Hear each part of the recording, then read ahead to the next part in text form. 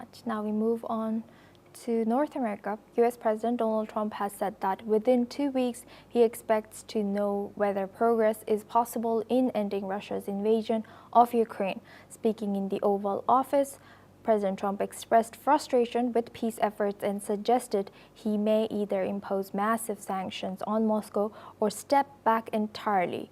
This comes after President Trump met Russian President Vladimir Putin in Alaska to end the war in Ukraine, but could not reach an agreement for a ceasefire. On the other hand, the Russian president, speaking the same day, struck a more optimistic tone. He said their Alaska meeting was meaningful and frank, and voiced confidence that President Trump's leadership could help restore U.S.-Russia relations, which have sunk to post-Cold War lows. President Putin also added that Moscow and Washington were exploring joint projects in the Arctic and Alaska. Let's take a closer look at what the two leaders had said. But we'll see what happens. I think in 2 weeks we'll know which way I'm going, because I'm going to go one way or the other, and they'll learn which way I'm going. Well, then I'm going to make a decision as to what we do, and it's going to be a very important decision, and that's whether or not it's massive sanctions or massive tariffs or both, or do we do nothing and say it's your fight?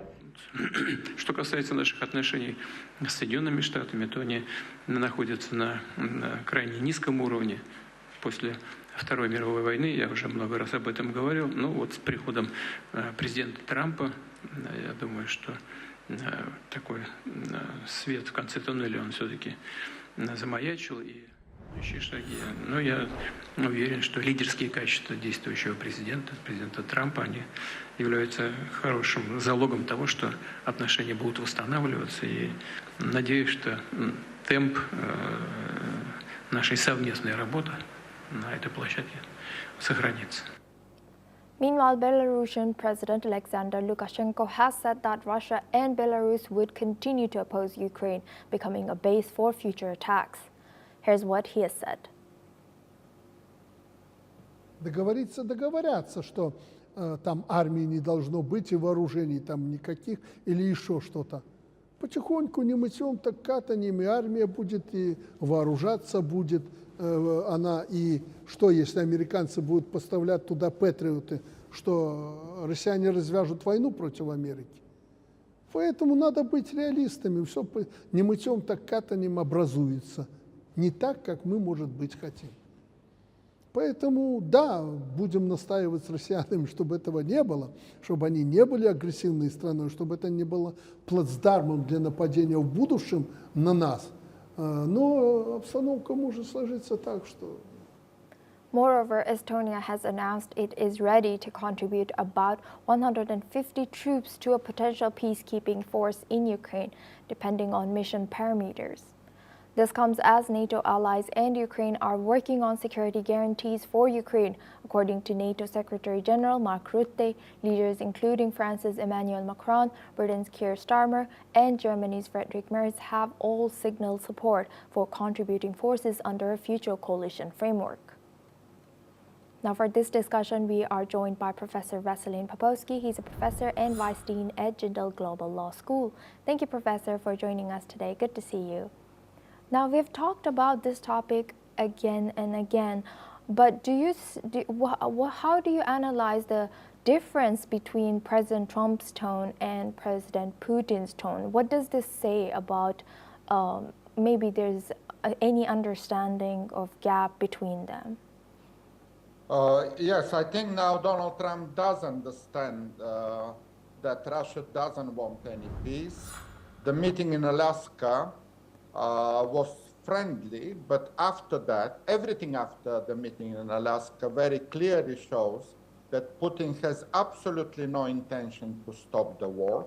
He continues to demand territories that his army cannot conquer, and Trump realizes that. And yes, it took a bit long time for Trump to realize what everybody else in the world did realize long time ago. 3.5 years ago, everybody in the world realized what Russia is doing.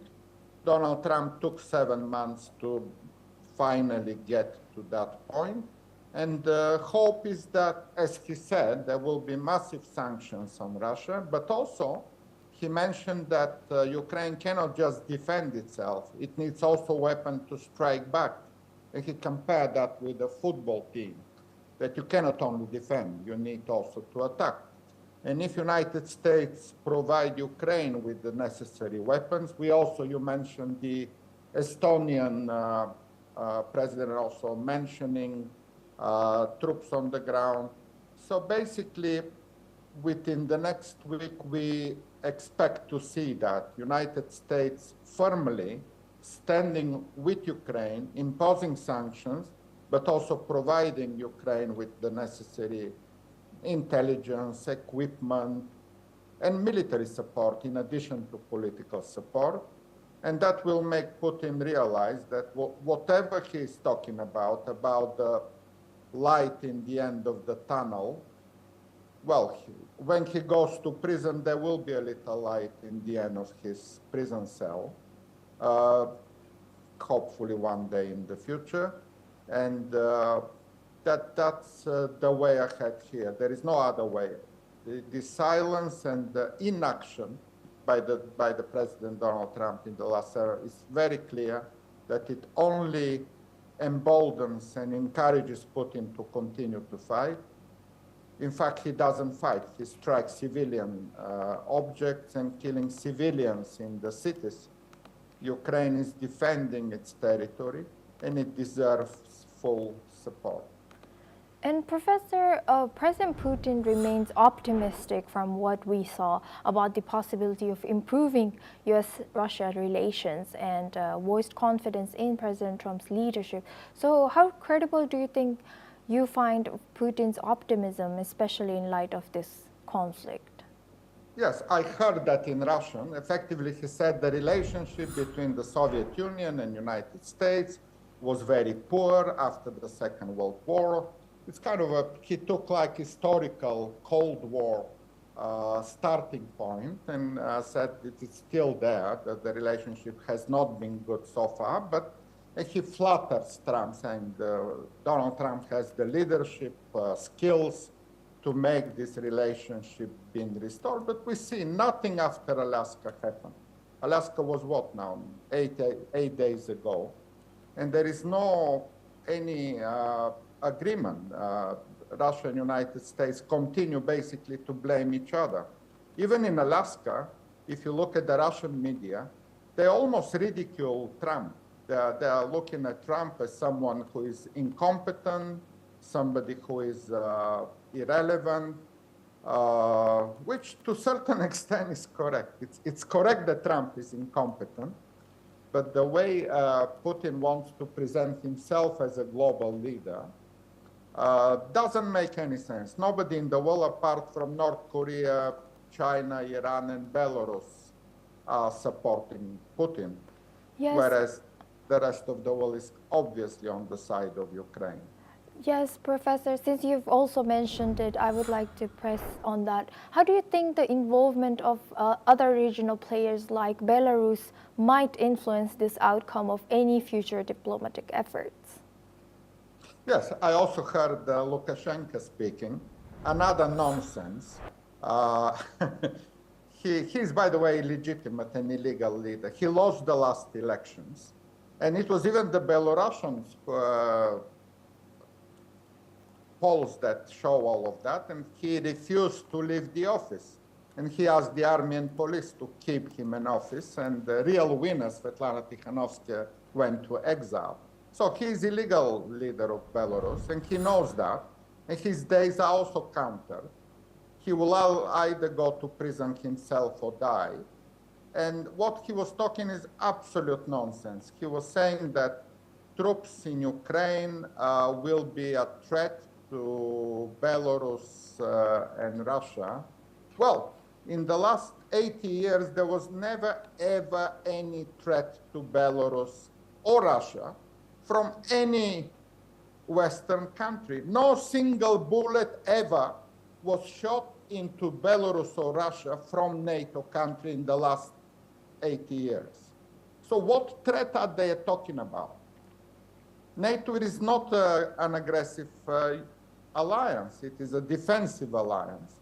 NATO is supporting Ukraine and try to defend Ukraine. There is absolutely no threat to Belarus and to Russia from any NATO member, and it's historically proven. So when they talk about their security, this is always an over-exaggeration, and it is kind of trying to put the burden on the victim rather than on the aggressor. Thank you very much, Professor Popovsky, for joining us and sharing.